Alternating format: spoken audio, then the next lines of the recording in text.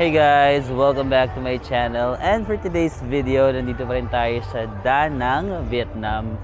And magtutour tayo sa Ba Na Hills. So nag-book lang ako via Klook. And then yung pick up naman, pati sa hotel, pinick up na nila ako. Pag yung hotel mo naman parang within ano lang, yung central area ng Da Nang, ipipick up ka nila. And then, ayan, nandito na ba kami sa bilihan ng ticket papuntang Ba Na Hills. Hindi na ako nakapag-intro kanina kasi medyo maaga yung pick up sa akin. So, nagulat ako nandyan na yung tour guide. Okay. Ang Ba Na Hills kasi diba medyo mountainous siya. Yun. Pupunta kami, sasakay ata kami ng cable car, ganun. Bumibili lang ng ticket yung aming tour guide. Tapos sabi niya, antay lang daw kami sa kanya. Ito yung entrance nung Ba Na Hills. From Da Nang, mga 40 minutes yata yung biyahe namin or 30, ganun, 30 to 40 minutes papunta dito sa Ba Na Hills. Pansin ko sa ibang bansa, hilig nila magtayo ng mga tourist spots sa mga bundok, no? Or tama ba? Kasi sa Malaysia meron din yung Genting Highlands. Sa Hong Kong meron din yung parang Hong Kong ba yun? Yung Maokong Gondola. Tapos sa Taiwan, meron din yung... Di ba nag-cable car din ba tayo sa Taiwan? Sa Singapore ba meron? Or guni-guni ko lang? Sa Korea, yung mga Enseoul Tower, ganun. So, sana pa bang ginawa sa Korea? Kasi feeling ko parang hilig nila gumawa ng mga something sa bundok. Siguro para malamig. Kumuha na lang ako ng mapa, tapos tinignan ko parang sobrang Ito yung mapa ng bundok. Mukhang malawak-lawak din to.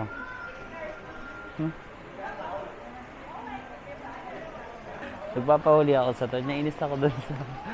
Hindi man nainis, pero yung isang kasama namin sa tour kasi gusto niya lagi siyang nasa huli. Gusto ko nga ako yung lagi nasa huli kasi nagsasalita ako. Ayoko naman na nasa harap ako kasi kitang-kita nila ako lahat. So nagpapahuli ako. Gusto niya rin magpahuli. Nagpapahulihan kami. Anyway, nung dinidiscuss ng tour guide namin kanina sa biyahe, itong Ba Na Hills pala, parang ginawa to ng mga French or yung mga, nung sinakop yung Vietnam ng mga French ba or ba taga-Europe, ganun. Kasi nga medyo mainit sa Da Nang, di ba? Parang wala naman kasing winter sa Da Nang. So, nag-isip daw yung mga French na mananakop na magtayo ng parang mga structure dito sa Ba Na Hills kasi for a better climate or mas magandang weather. Kasi siguro sanay sila sa medyo may winter yata sa Europe or may malamig na panahon. So yun, siguro in-improve na lang ng Vietnam itong Ba Na Hills kaya naging tourist destination na siya.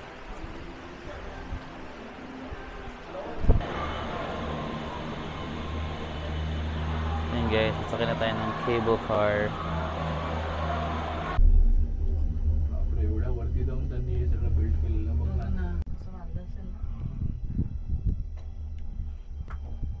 Hello everybody.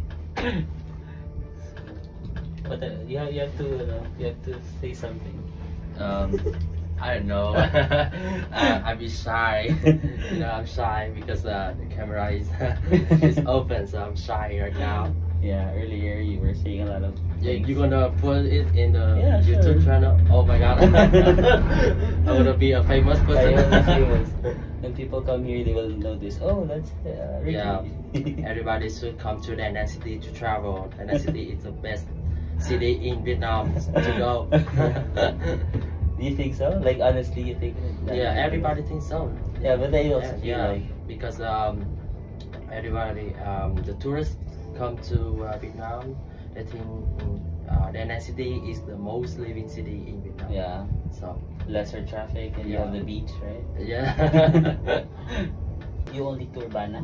No. I go to so many like both the Marble. Yeah, Marble Mountain, oh, really? Linh Ấn Pagoda, or Champa Museum.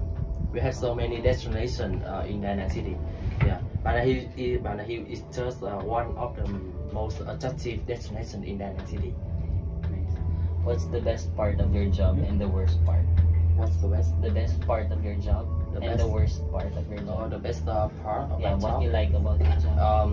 I can communicate with people. Oh, you really Yeah, like to yeah, communicate with people. yeah. And you know, when I guess when you smile, I'm happy. Oh, really? Yeah. What's the worst part? Yeah. What do you hate about your job? The hate. I can spend my time for my important people. Oh, yeah. Yeah, you know, I spend a lot of time for work. Yeah, I'm so busy. So, Yeah. So yeah, your yeah. schedule, you don't know your schedule? Yeah, It yeah. I change just every free at night. Oh, really? Yeah, at night. Yeah, maybe when we come back to the Nan City, it's still so soon. But someday I go to Essen, Hoi An, Essen town. I come back to the Nan City very late. Oh, Yeah, really? yeah. When I come back, I feel very tired. So I really need a sleep. Yeah, I want to go sleep to track my battery. Yeah, yeah. Yeah. So tomorrow I have to work one more time. So you know. But that's a part of your job. You accepted that. Yes. Okay. I have to. If I have a girlfriend, she has to accept because this is my job.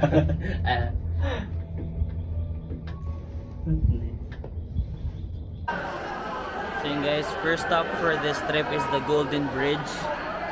Hindi pa daw to yung top of the mountain, para nasa gitna pa lang kami. Tapos mamaya maglilipat pa kami ng isang cable car, 5 minutes lang naman daw, papuntang top of the mountain. So, ito na, expectation versus reality na tayo.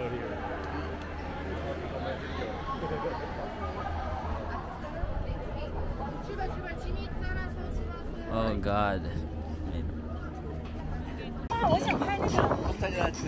So guys, ay sorry.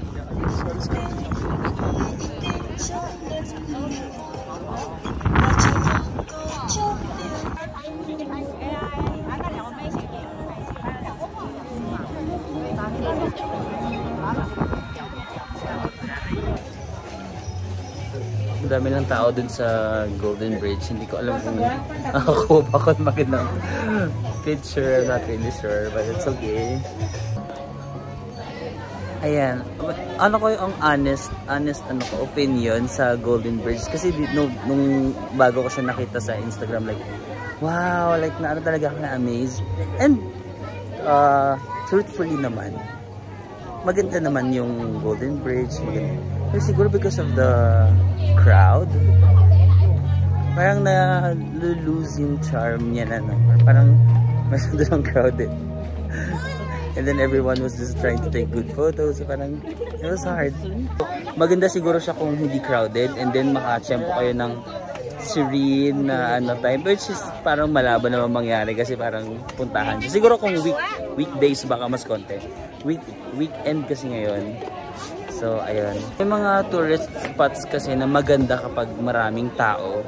May mga spots din na I think mas maganda pag konting tao. For example, yung sa Hoi An, yung sa lantern boat. Parang pangit naman doon kung walang tao. Di ba? Parang isang boat lang. Mas marami doon, maraming turista, tapos maraming lanterns, maraming ilaw. So, mas gumaganda yung lugar kahit maraming tao. Pero for this type like Golden Bridge, I think mas okay siya kung konti yung tao sana. Which is, hirap naman natin magawa. Kasi nga, tourist destination siya. Yes guys, so yung next natin na destination, itong Flower Garden. And the pagoda. Ayun natin yung pagoda. So tara, lakad-lakad tayo. Free time na daw muna namin. 30 minutes kami dito. You can take photos, you can do whatever you want. So ito guys, yung parang nakita ko nga dito sa video, the dancing garden. The dancing girl. The dancing baby girl.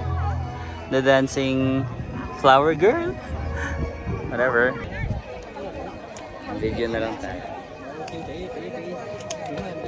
Yay!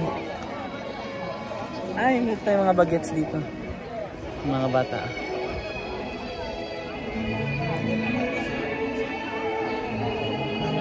Ang ginit, parang sabi na nakilala ko sa Hanoi, like last week lang siya nandito.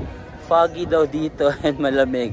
Tapos 1 week later, Hindi naman foggy guys, may ano na talaga, parang ang bilis kapag pupunta kayo sa bansa na parang alanganin, yung winter and summer. Ang bilis mag-change ng season, like from very very cold foggy season to a hot season na summer na. Nice one. Yeah, so free time natin, maglakad-lakad na lang tayo. Yung gamit ko pala sa pag-vlog ko is cellphone guys kasi nag-robot yung camera. Hindi ko pala na-charge kagabi, no? Nakalimutan ko rin, sorry. Okay guys, so katabi ng flower garden is yung pagoda daw. Nasaan kaya yung pagoda? Ay, gusto ko yung may nagsasayawan doon.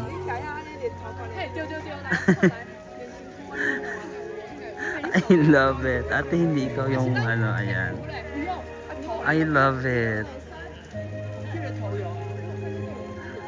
I love.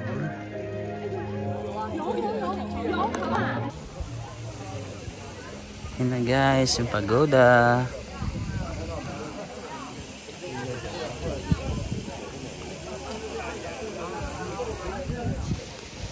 Alam mo kahapon doon sa Hoi An, may nakita ako na parang afam siya na hindi ko medyo bata pa yun, siguro mga 25 ganun, basta less than 30 siguro. Tapos ang ganda ng ano niya, wait lang, nahatching ako. Ang ganda ng parang outlook niya sa life, parang ang positive energy niya. Tapos dumating siya dun sa parang kapihan, tapos kinausap niya yung nasa gilid niya, tapos kinausap niya din yung nasa gilid niya. Like, I wish meron akong ganong like positivity. Parang ako nasa harap ako nila, parang nahawa ako sa positivity ni kuya na parang, hey, what's up there? Parang gusto ko magkaroon ako ng ganong personality ba na parang pag ako kasi ilagay mo ako sa isang grupo, nagiging tahimik ako eh. Pag ako lang mag-isa, maingay ako, di ba? Pero pag ilagay mo ako sa grupo, nagiging tahimik ako kasi parang I'm a little bit shy and conservative. Pero gusto ko yung parang pag may nakilala ko parang, hey, what's up bro? Or hey, nice to meet you. Do you wanna take a photo? Like, gusto ko magkaroon ako ng ganang giving that personality vibe that I'm more bit unleash the power within you and be extrovert. So guys, bumili tayo ng Melona ice cream, 35,000. So probably mga 75, 80 ganun. Kasi nirecommend ni Korean girl. Yung friend ko na Korean girl, kumakain siya. Tapos sabi ko, saan mo ito binili? Sabi niya dyan. Tapos sabi niya, masarap daw. So bili din ako. Sarap! Melona. Ay, 11. Wait lang. Balik na ako. 45 pala yung meet-up namin. May nakilala ko mga Filipino. Naka-collector din sila. Pero sa kanila parang free time. Parang kanya-kanya silang nagtutour.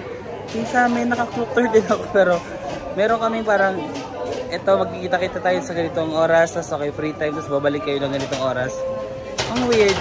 Kasi maraming option dun sa clock eh. Hindi ko alam kung ano dun yung parang free time kayo. Or ano dun yung parang may pina-follow kayo na schedule. Parang feeling ko kasi mas okay yung free time kasi nga minsan gusto ko magtagal sa isang lugar or what. Dito kasi sa amin parang for example, okay 1 hour balik tayo dito sa ganito. But I don't know kung paano pumili ng tour na free time or tour na may schedule. Okay, so pupunta na muna tayo guys sa French Village. May papakita lang yung tour guide. Tapos after that, we are free to go na. So yun, baka dun pala yung start ng free time namin. After the French Village. 12 na rin 12 PM. So, sakto lang din. After ng French Village, magla-lunch na tayo. Tapos free time na. Para mas gusto ko yung free time. Para makapag-ano tayo. Ay, ganda. So yan, for next time, nandito na tayo sa parang castle. European castle.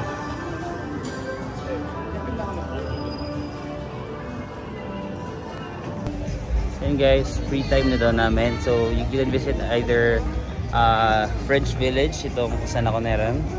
Tapos merong castle doon. And then yung Fantasy World. Dito muna tayo sa French Village. Ay, ang ganda. Magkasarap mag-picture dito guys. Ay, may dala akong tripod. Hindi, ilalaban natin. Nakasala dito Cute. Set up ko lang tripod.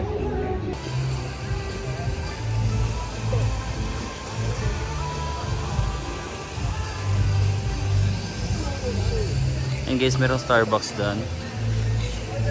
Parang doon na lang siguro. Ay, ayun o, deep fried chicken. Basta niya, deep. Doon na lang tayo mag-lunch sa taas. Tara, hanapin natin yan. So yun guys, sumilip lang ako dito sa Fantasy Park. Ayan. May mga rides sila dyan kung gusto nyo. Kung, I think okay siya kung may mga kasama kayong kids para mag-enjoy sila sa mga rides, ganun. Pero hindi ako interesado mag-ride because it's not my cup of tea. And it's okay. Hindi mo kailangan gustuin lahat ng bagay sa mundo. Kung hindi mo talaga gusto, you can say no. Can't say no challenge. Tumingin lang ako para nakita natin yung Fantasy Park. Pero maingay kasi doon. May maraming mga music. Ayan. So yun guys, instead of Starbucks, nag-decide ako dito na lang tayo sa Rose Coffee Garden. Ay, taray. Ay, ang ganda. Hala, baka mahal dito ha. Natuyaw lang. Ay, ang ganda ng view guys. Medyo tayo ng city.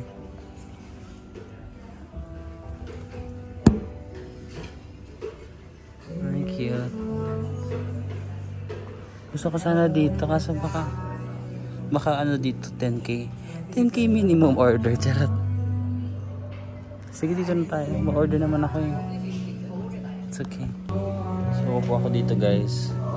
Sabi ko sa waiter, do you have menu? Ang feeling na do you have menu. Sabi niya, order daw ako sa counter. Walang menu. Feeling fine dining. Ay shucks. Ah, hindi rin mahal ha. 80 lang. In-expect ko mahal. Ano lang yan? 100 pesos lang yan. Ito egg tart. 140. Mas mahal lang konti pero with its ambience naman and the view, I think it's worth it. Oh, ano to? Salted egg sponge cake. Gusto matry yan. 90 lang oh. Yan na yung lunch natin. Sige, try ako nito ng isa. Tapos magto-try pa ako ng isa pa. Matamis naman kasi salted yun, no? So parang gaganda ng mga sofa nila guys, no? Parang nasa bahay ka talaga. Iba nga dito mga feel at home na eh. Oh. Taray, feel at home. Ganda. Parang yung feels niya parang nakakaluwag-luwag sa buhay. Pero yung price niya actually okay lang. Hindi siya expensive. Feeling? It works. Naglalaban yung salty and sweet flavor. That's good.